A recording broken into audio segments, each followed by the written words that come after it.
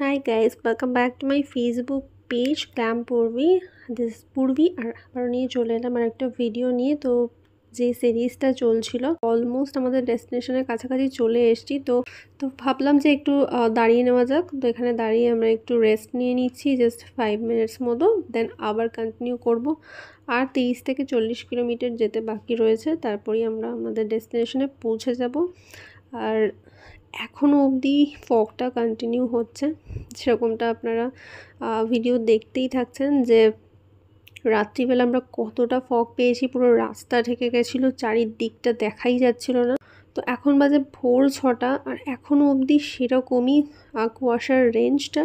তো মানে দেখে একদম পাহাড়ি রাস্তা মনে হচ্ছে, যেটা আমার খুব ভালো লেগেছে, নতুন এক্সপিরিয়েন্স হয়েছে। আর হিমালয়ান নিয়ে আমরা খুব তাড়াতাড়ি পাহাড়ের ট্রিপও করতে চলেছি। তার আগে যা প্রিপারেশান অ্যান্ড অল নিতে হয়, আর সাথে একটা বড় গ্রুপ থাকলে ফার্স্ট ট্রিপের জন্য খুব বেটার হয়। তাহলে সবাই সাথে থাকলে একটু সাহস থাকে, তার সাথে আমাদের বিপদও কম থাকে।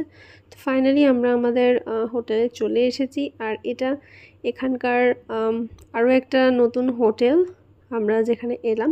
তো আমরা যতবারই আসি ডিফারেন্ট টাইপ অফ হোটেলে স্টে করতে ভালোবাসি, কারণ একটাই জায়গা, সেম জায়গাটা তো চেঞ্জ করা যাবে না, কারণ আমরা এখানে আমাদের মাইন্ড ফ্রেশ করতে আসছি। তো হোটেলটা তাই ভাবি একটু নতুন হলে বেটার এক্সপিরিয়েন্স হয়।